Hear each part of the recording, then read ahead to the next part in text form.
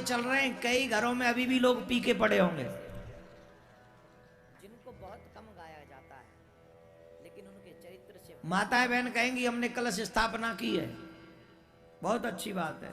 और भैया ने किसकी स्थापना की है, जरा पूछ तो लो हस्बैंड से। सुनना चाहेंगे। तुम्हारे घर में घट स्थापना हो रहा है, कलश स्थापना हो रहा है, और उनके घट में मध्य स्थापना हो रहा है। मुसीबतों क्यों? क्योंकि उनको माया ने पकड़ा हुआ है। बन जाते हैं, देखो एक बात हमने बहुत अच्छी पढ़ी थी एक जगह, बताएं कि नहीं? ही परिवर्तन कर लेते हैं। अपने आप पता चल जाएगा व्यक्ति कौन स्वर्ग से आया है, कौन नरक से आया है। अब ये कैसे पता चलेगा कि स्वर्ग से आया कि नरक से आया है? क्यों? कि भगवान हमारी लगेगा, लगेगा।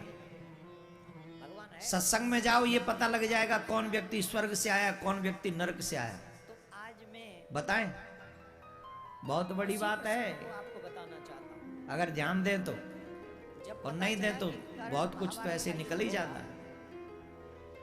दें, ध्यान दोगे? तो बताएं। महाभारत का युद्ध जब सुनो, निश्चित होगा तो भगवान से पहले बताते हैं कि कौन व्यक्ति नरक से आया है, तो कैसे पता चले। जिसे अगर पांडवों जो कोई व्यक्ति हमेशा आलस्य में पड़ा रहता हो, समझना नरक से आया से है। आज ही सुनिश्चित हो जाएगी। देर से स्नान करता हो, समझना नरक से आया है। पूजा पाठ, माता पिता के आदर, धर्म और भगवान को दूर से ही भाग जाता हो, कथा सत्संग प्रवचन में उसका दूर दूर तक कोई संबंध न हो, भगवान माथे पे तिलक, गले में कंठी, हाथ में कलावा और सिखाना हो,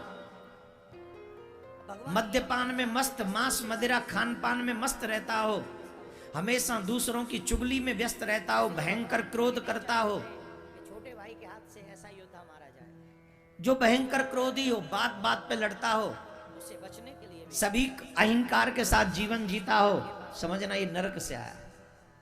और कर्ण से कहा, कर्ण उसे समझ लो वो नरक से आया। स्वर्ग से आए हुए व्यक्ति की पहचान क्या है? स्वर्ग से आया हुआ व्यक्ति विनम्र होता है, प्रणाम पूजा पाठ करता है, और कहा माता पिता गुरुजनों का आदर करता है, धर्म के विरुद्ध कोई आचरण नहीं करता, धर्म की कभी अवहेलना नहीं करता, धर्म की निंदा नहीं करता, न सुनता। ये बात सुनिश्चित हो चुकी है। उनकी वाणी में बड़ी विनम्रता होती है, वो बात बात पे क्रोध नहीं करते, वो किसी से लड़ते नहीं, चाहता हूं कि कोई लड़ने की वजह भी ढूंढ ले तो बचने की कोशिश करते हैं। धर्म के पक्ष की ओर से करो। ये जगत माथे पे तिलक, गले में कंठी, हाथ में कलावा, मुख पे भगवान का नाम जिसके दिखे, समझ लेना ये स्वर्ग से आया है।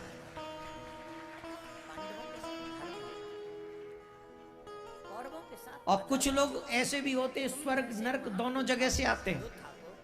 अधर्म का साथ हाँ, कुछ समय स्वर्ग, कुछ समय नरक, तो उन्हीं में अपने आप को रखना। धर्म का साथ देना। हम जैसे लोग दोनों जगह के होके आए, कर्ण ने कहा, माधव पूजा में जब फ्री होते चले भी जाते हैं, और बीच में जब फोन आ जाए तो उठ के भी चले जाते हैं। परंतु तो ये क्या है? ये स्वर्ग नरक दोनों में से आए। मुझे माथे पे कभी तिलक, पूजा पाठ हुई तो लगा लेते, नहीं तो नहीं लगाते, समझना दोनों से आया है। दुर्योधन को आप कह रहे हैं वो अधर्मी कभी कभी क्रोध भी करते, लेकिन क्रोध के बाद भी क्षमा मांग ले, भैया हमसे ऐसा भूल गया भाई, माफ कर दो, तो समझना ये दोनों से आए। ये जो मान है, ये सम्मान समझ है, रहे? ये जो राज्य है, तो तीन प्रकार के लोग हैं, एक तो दोनों जगह से आए, एक एक ही जगह से आए, और एक एक जगह से आए। ये जान लेकिन हम तो यही प्रार्थना करेंगे, यहाँ पर बैठा हुआ हर सदस्य आया चाहे जहां से भी हो, पड़ जाए ठाकुर जी के ही धाम से में, हुआ है। सिर्फ गोविंद के धाम में जाए, और कहीं नहीं।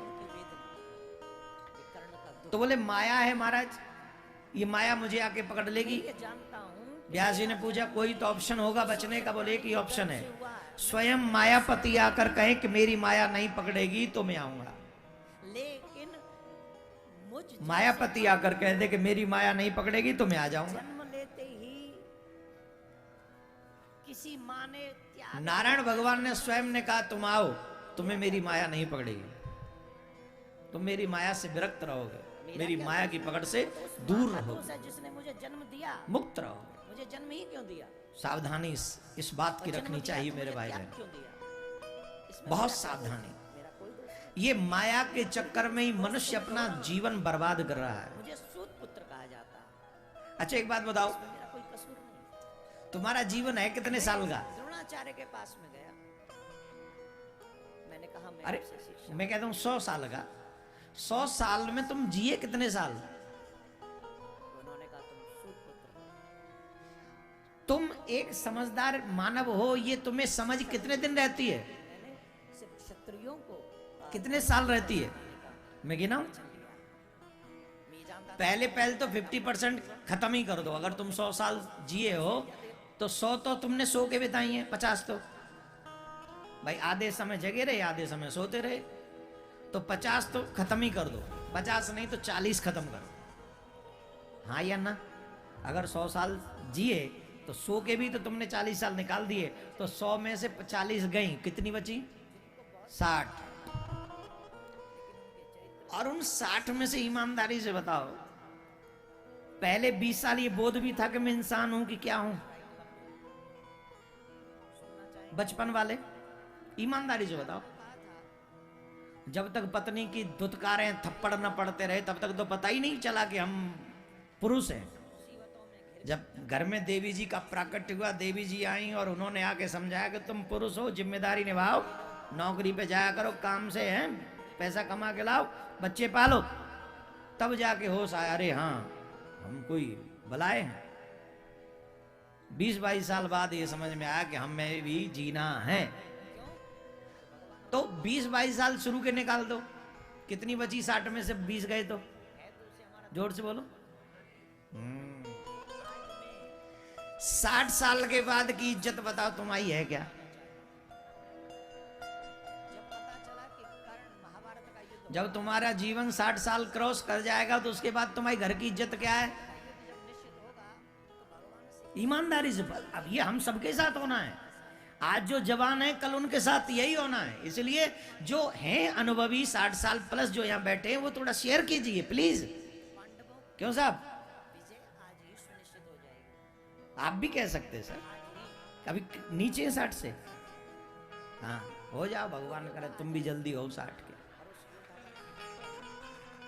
अब बताइए 60 के बाद क्या वैल्यू है घर में? बहू कहती है रोटी मिल रही है ना टाइम पे, ये घूमने फिरने का टाइम नहीं, कोरोना चल रहा है, घर बैठो चुप। और खुद पर्स उठा के रोज शॉपिंग पे जा रही है।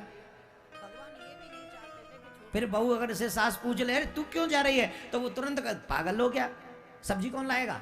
मैं मास्क पहन के जाती हूँ, ड्राइवर के साथ जा, ध्यान रखना पड़ता है, आपसे नहीं होगा। हाँ मैं तू ही जा। उससे बचने के लिए भी 60 साल के बाद अगर 100 साल जिए भी तो वो कम से कम बेइज्जती वाले 20 साल और निकालो। 60 में से 20 ये गए, 20 वो गए, कितने बचे हैं? और इस 20 में भी कितनी साल टेंशन में निकाले, कितनी साल ये सोच सोच के, कितनी बार तो ये ख्याल आ गया जिंदगी इसी काम की नहीं, इस संसार में कोई नहीं, न बेटा न बेटी न पत्नी न पति न कोई भी नहीं। कितनी बार ये विचार आया? आप कल्पना करोगे तो पता चलेगा मात्र 10-5 साल ही जिए हो ढंग से, अदरवाइज तो 90 बर्बाद कर दिए। 90 के 90 बर्बाद। उस बर्बादी को अगर आबादी में बदलना है तो एक ही उपाय, राम नाम जपते रहो, जब लगे घट में प्राण। दुनिया को मत जपो, राम नाम जपते रहो, जब लगे घट में प्राण। कबहु तो दीन दयाल के भनक परे,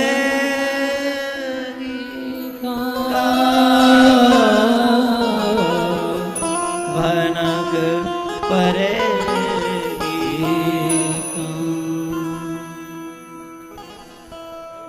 सिर्फ ये 10-5 साल बचे हैं जीवन के जो अच्छे हैं, उन 10-5 सालों को भगवान के आश्रित होकर बिता लो।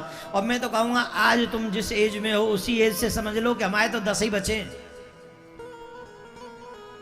बचे 10 दिन भी है कि नहीं पता नहीं, उम्मीद पे दुनिया जिंदा है। आप रखो 10 साल तो अभी हमारे पास है, और ये 10 साल सिर्फ भगवान के लिए जीना है, अपने कल्याण के लिए जीना है, किसी और के लिए नहीं जीना है। जिस दिन ये निश्चय आ जाएगा, आई प्रॉमिस यू, तुम संसार में जिस दिन भी दुनिया को विदा करोगे, अपने अलविदा कहोगे, सुखी होके जाओगे, दुखी होके नहीं जाओगे।